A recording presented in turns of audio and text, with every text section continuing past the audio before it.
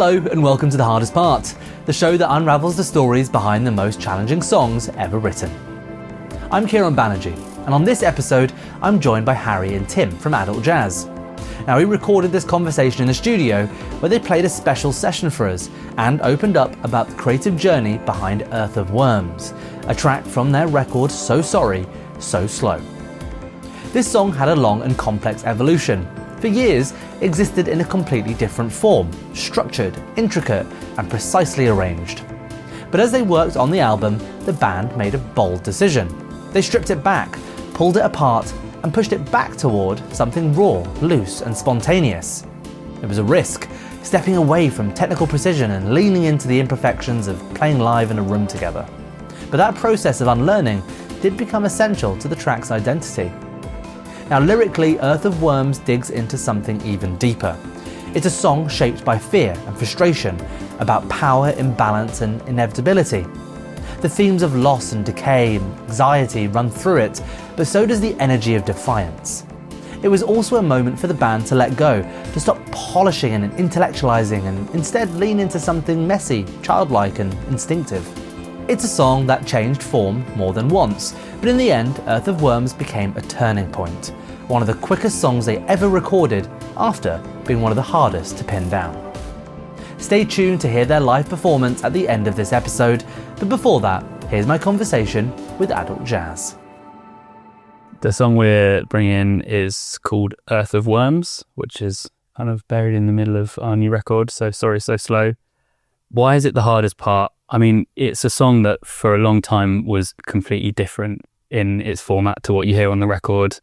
And I mean, I was thinking about this question and like putting it into three streams of how it was difficult.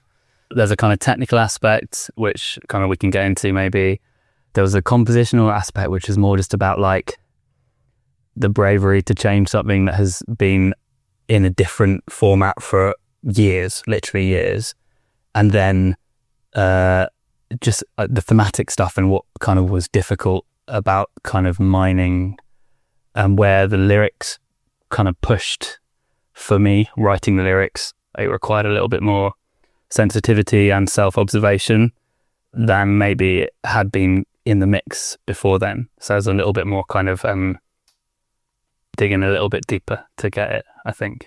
And yeah, but that was kind of a summation of why it was tricky. Yeah, so like for some years it was this quite precise cross rhythm style thing with trombone and voice and some percussion, and you get very attached to things in the studio demos. We basically kind of got to know the song like that, and it was only in the last sort of few months before we wrapped the record that we decided to sort of have another run at it basically and totally rearrange and make it very different in spirit from going from being quite a sort of precise, complex thing. We sort of stripped it down to something much more and kind of screen very dictated by like arranging on a computer, very on the grid. And it was like about trying to do the opposite of that and pushing back into this like scrappy playing in a room kind of bedroom thing, which I think we have always loved and have always like written songs in that way. But then a lot of the time, once we've done that, we've kind of excised that energy. There's this sense in which we need to kind of pin it down or do something that is expansive with it. And so it was a little bit of felt risky to like take it back to this like scrappy, quite loose, guided by, there's no real like grid on it. It's all about looking at each other when we're playing and trying to like find moments on the fly, which is quite scary to do. Yeah. And but it also like inviting that element of risk is like, it keeps things feeling more, alive than the previous arrangement, I guess. So it's quite scary though, because like if you're playing loosely, scrappy, out of time, there's this like worry about what people are going to think they're like just shit. Oh, can I swear? Of course you can swear. Okay. I encourage it. Okay. If people are going to think these guys are kind of shit. And that is like, so you're constantly like, there's this line between precision and kind of moments of togetherness, and also just like getting kind of janky and strange when you want to. I think in terms of the arrangement, as a whole, very like difficult to sort of navigate our way to the end point. But once we rearranged it and like settled on the new palette, it was actually one of the easier songs we've made, one of the quickest to get recorded. There's just overall message for the podcast. Well, as a whole, Well, that'd be really easy. I guess it was inviting an element of ease after kind of having to make that choice of like a lot of years of work and going, we put a lot of time and effort into this thing, and actually none of this is, the lyrics and the melody made it across, but none of the other arrangement did. and that was partly to do with like where your lyrical content was like emotionally, and also thinking within the context of the wider record, like what the record needed. There are more moments of like reflection and precision elsewhere on the record, and we wanted a little bit more of that, slightly more impulsive. Yeah, Nice. Well, let's drill down on the technical, compositional, and the thematic elements of the songs. But I think probably the best way of tackling them is by first kind of understanding sort of how an adult jazz song comes to sort of fruition, really. So yeah, talk me through your songwriting process as a band. For the most recent record, for example, I think, and that's the stuff that's freshest in our memory, because like our previous records were a long time ago, so we've come back after quite a gap away. For this record, it tended to be two instruments, or a voice and an instrument, kind of playing together, kind of jamming, I guess, is not a very lovely word to use, but I guess generating ideas and recording those performances, often off the grid, often kind of just, visual communicating about moments of entry, or when the thing stops or when it starts, and then taking that recorded version of that into like software, I guess, and then kind of building layers upon top of that. But then you end up with this kind of spine of a song that is like quite crooked or strange in how it pushes and pulls, and that can kind of lead to quite a long period of time of like noodling. It must be very hard for you to write in isolation when so much of, everyone will see it in the performance in a moment. It's so reliant on your understanding of each other at the time and basically how you're feeling, right? Like following each other's lead. Yeah. And I think that is something like, for most of those songs, there is this kind of like recording, which is, there's always like lots of bleed between the two things or whatever, that kind of just has to be there because that is the song, and then everything else is built kind of on top of that into kind of sensitive to that. And I guess trying to preserve that feeling of response or kind of initiation of sounds or whatever. But yeah, so I think it often starts with playing in a room, to answer your question, I guess, playing in a room together, coming up with an idea that feels interesting or fruitful, and then kind of stopping just before the moment of pegging it down, right, and then recording. And in that part of the process, there is also like there are weeks and sometimes months of getting attached to phone recordings, and there are little tiny moments or quirks or mistakes that then you sort of weave in and try to replicate next time. And week on week, that's just like a sort of process of building moments from those early demos. And I remember someone was talking about like Mark Hollis and Talk, and I kind of wasn't super familiar with their work really. I have since really like loved Mark Hollis's solo stuff as well. But there's a lot of like playing takes over and over again, and just like waiting for little moments of imperfection or strangeness, and then kind of like building up with those blocks. But it's hard. I guess we don't really know. It feels like there's these two like conflicting parts to it really, which is one is it's preserving this kind of live, flexible, kind of raw thing, and then one is this desire for like more precise arrangements or whatever. And I think like all songs kind of have both threads in them. But for this song, we started right at one end of the spectrum and ended up right at the other. Basically, yeah. It was like started very precise, very like kind of noodly, like time signature, kind of boring, and ended up in a more like fluent place, I think. Nice. Okay, well, let's move on to the compositional then. Okay, so I guess that's probably the next best thing to come on to. Talk us through that process, and what were the real challenges when starting to put this down on paper, really? I think that one of the big challenges was matching where you were lyrically, and finding a spirit and a newer palette that matched that fear and anxiety. And you've talked to us about like petulance as well. Yeah, I feel like in my three streams, there's a lot of cross bleed between the technical, compositional, and thematic for sure. But I think composition maybe we've touched on a bit more. So there was this rhythm.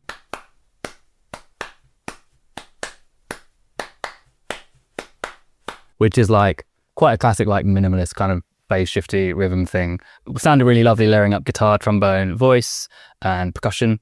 And so we all just, every thread in the song took that rhythm and it was kind of layered up in interesting ways.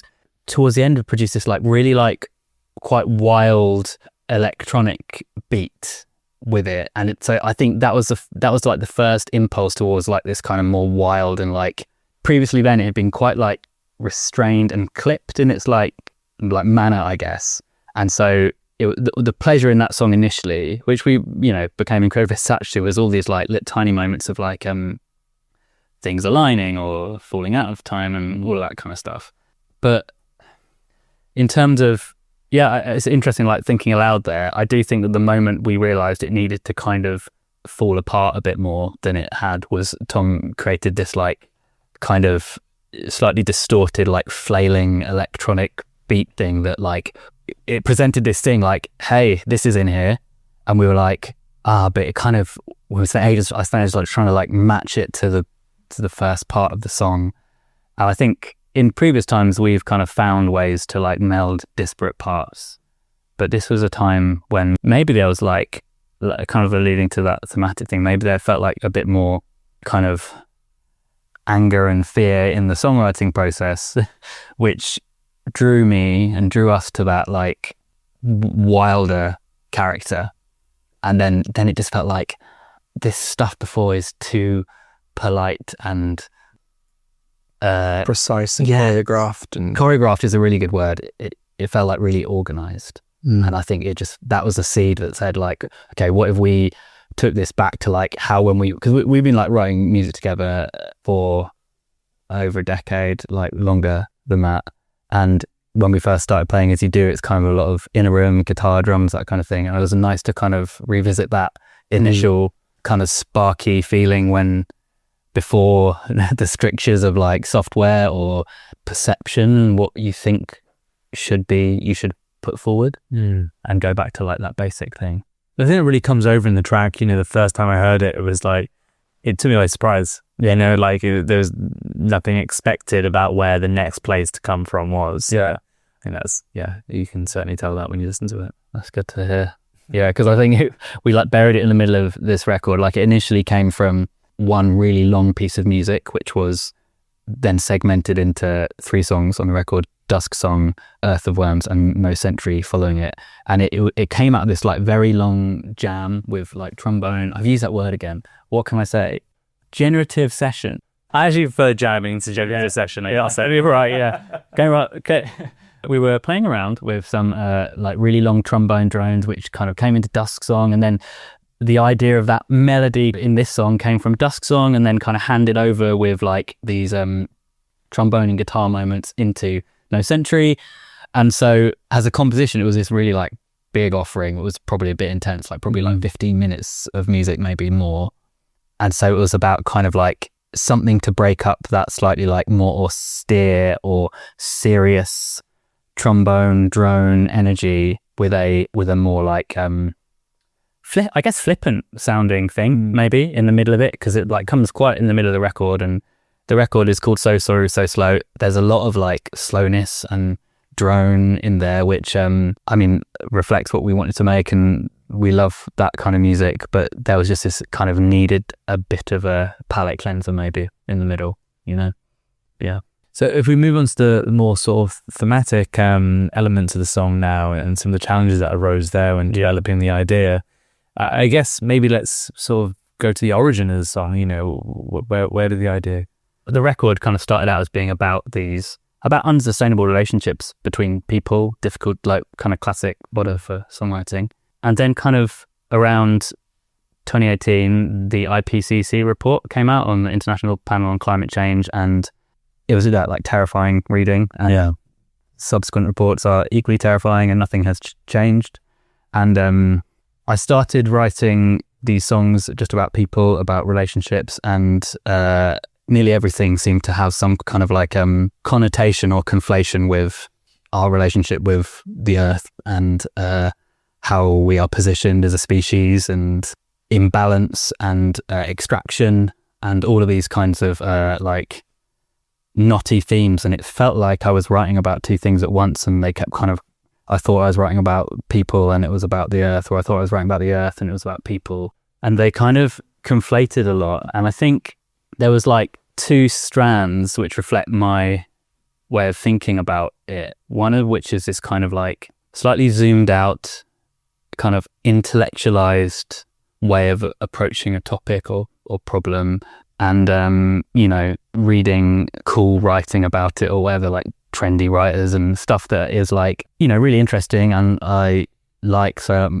my sister got me onto reading like Donna Haraway, who's a really amazing thinker and writes about ecology really well, and you're reading all sorts of stuff like that. And that was an important part of the process, but I felt like it was obscuring kind of something in my experience of it a little bit, because I do think about those things in those ways, but I also am terrified suddenly, quite often, by it, because it is going to be really bad. And I don't think it's hard to find a position of hope about it, but it's not impossible, and it's not there's no hope, but I think it is disingenuous to think that there's lots of hope, because it is going to be quite bad. And it will be probably bad in ways which are easy to predict, and probably bad in ways which are hard to predict. Very hard to write about something that so clearly everyone is hopeful when people might have already come to the conclusion of how it ends. You know, totally. It's a pretty weird space to be in. Definitely. And you're kind of, you don't want this kind of nihilistic attitude about it. And there's something about, so like with all the brass sounds and like the trombone drones, I was thinking about like the image of like, the last post, that like noodle thing that's played in war. And I was thinking about, there's something about that which is dealing with tragedy and trauma and violence, but it's so austere, it's so like English, and like it's very withheld and kind of poised. And so a lot of, I think brass has that energy to it. And I was struck by the image of the soldier playing the last post or whatever, and I learned this word from Tim, which is embouchure. Is that the right word? Yep. The kind of the brass, like the lips on the brass. Okay. And I did the idea of his or her embouchure kind of failing at the point of playing, in this kind of like, we've had a war, it's been very sad and tragic and everyone's sad about it, but actually we've written this very austere piece of music about it, which shows that we are kind of managing. And then the idea that his or her like embouchure would just give up, and there would be this kind of distortion of the sound.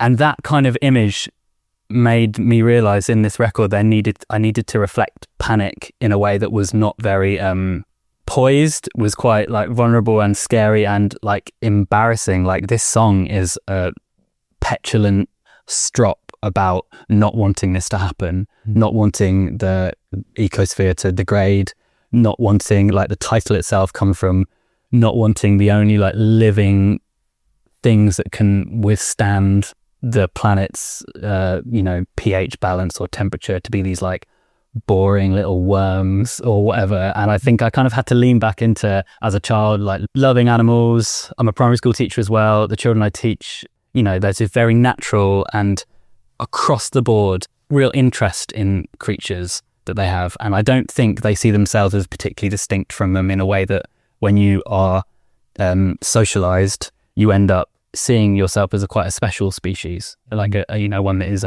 set aside, is really the kind of the main protagonist in this story of life. We're kind of the main ones. We see there's this kind of relegation, which I don't think children have. They animate animals, and they fill them with like human feeling. I kind of had to lean back into just like loving that. It sounds so basic to say, but just like loving them so much, knowing loads about them. And I was kind of writing, just thinking about like, I just don't want there to be this like slimming down and paring down of biodiversity. I can't have it. And it was like throwing your toys out the pram kind of moment, rather than like, I've read up on actually what current writers are thinking about ecology, or like I've actually thought that it's quite a lot, and I've got this very like bulletproof position or whatever. I think it was about leaning into just like having this kind of very honest tantrum about it. you know? It was fun to lean into that with the arrangement as well. Because away from something that was like choreographed, almost academic, into something that was like, it is really basic and childish like that. The drum beat. The first like motif on the drums is just like sort of like my first beat, but probably was the first thing I ever played on drums. And it's nice to sort of go back to first principles and be childish and off grid and let just be sort of pulled around by the song a little bit and not try to be grown up about it. So I conclude all the interviews the same way in all the shows. Our audience are going to hear the session you did for us just a moment ago, and I want you to maybe like point out something that's going to change the way they experience how they listen to that track. Like a little detail or something. I think, so the opening lyric, the ear of something like God, now I'm blinking in the sober light, common unfavored child. And I think I've understood this song after having written it more as about loss or change of faith, really. And I think there's been like, our previous music has been interpreted quite often as like a rejection of religion, like first record kind of about sexuality and gender and like oppressive positions held by the church on those things. But I think that to understand is this kind of sense of losing a sense of faith that is predicated on us being these like special creatures. And so the lyric, felt I had the ear of God, now I'm blinking in the sober light, and common and unfavored child, the sense of leveling with the species. And then there's this like image which maybe the listeners can help me with, because I have not been able to articulate really what it is. But it's like the idea of the narration having gone from the main character, like the film's moved on. Characters walked off thinking the camera's going to follow into this room to do the thing, and the camera's just like panned to the left and gone, is focused on someone else. And I think there's this image of the ring light, like I guess like what influencers will like talk into, and you see the little circles in their eye, and it kind of looks kind of amazing because they're so well lit, but like also kind of like some form of possession. The peoples have changed or whatever. The idea of that light blowing and the narration, there's no narration now. This is just stuff as it is. There's no story, no narrative is happening, which I think a lot of religion like props up is a sense of us as kind of the main species in this narrative of life. So listen for the ring light being blown and tell me, I don't know why that works, and I don't know why it has that resonance to me, but that's the image. When I think of a song, I think of that, basically that object, a defunct ring light. Yeah, it feels like I can't really articulate it, but it literally sums up what the record is about. It's just a broken one of them. And you see them on the street a lot. Yeah. Because people like chuck them out loads, because I think you buy them cheap, they break really easily. Yeah. Everyone wants one. So just look out. I bet you within the next month, if you're being attentive, this is to the listeners here, if you're being attentive, you will see a ring light on the street, but it doesn't work. And maybe there's something in that.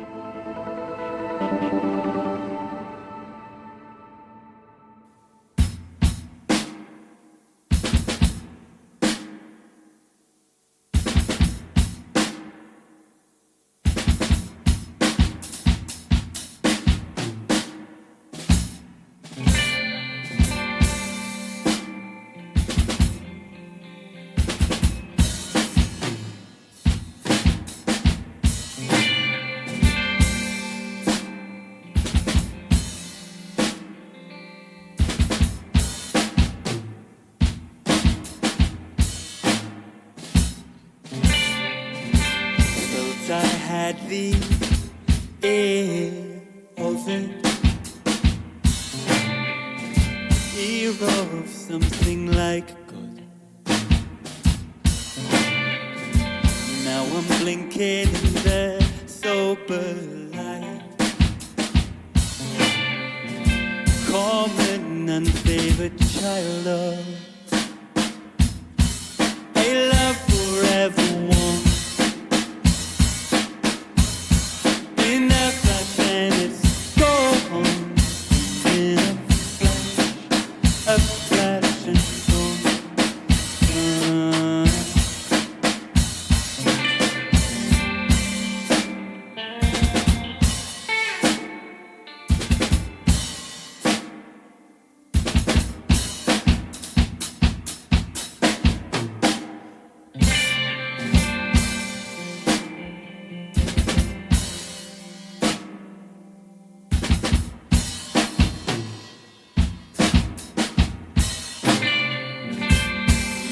rapture, no story. Grind bone out underfoot. The dog's death is waiting for me. Quick dirt and covered up. Bitter pressure for us. Press it on into war. Sucker and for gripping on.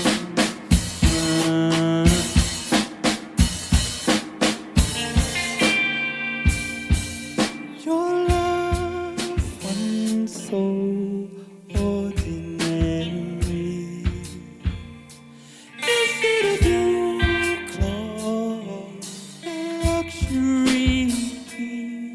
The ring light blown generation gone from me.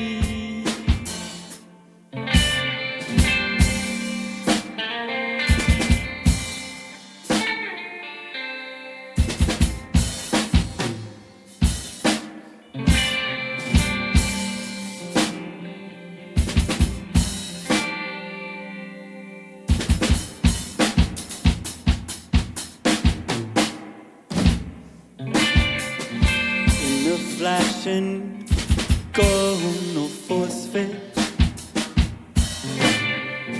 All things into one form. Just an earth of that just ends. An earth of words. I don't want it like that. Distinction slapping flat. Sucker and for gripping on.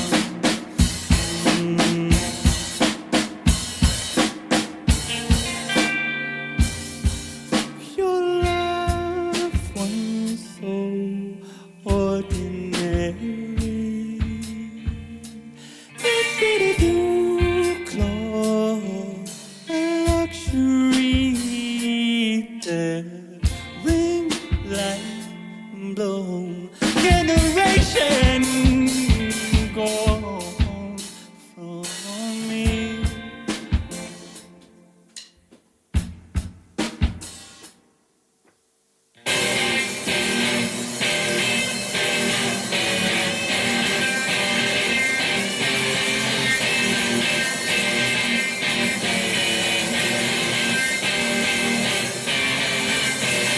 Waking a halo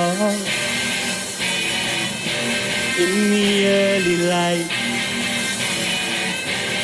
My bones golden. What is the earth? I should purify. I some tiles lit in.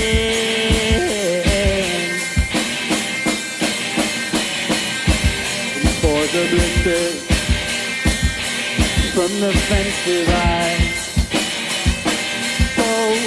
whoa, God rings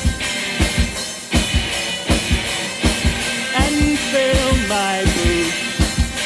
Take comfort one more time before the test. Before the test. Before the test. Before the test begins.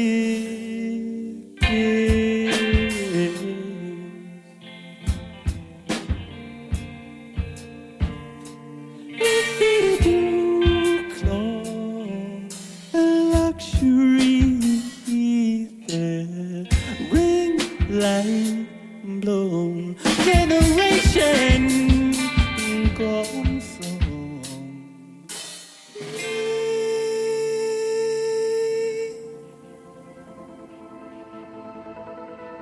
Thanks for tuning in to The Hardest Part. Make sure to leave us a review and subscribe wherever you get your podcasts. We're on all major podcast platforms, including YouTube. Until next time, I'm Kieron Banerji. We'll see you then.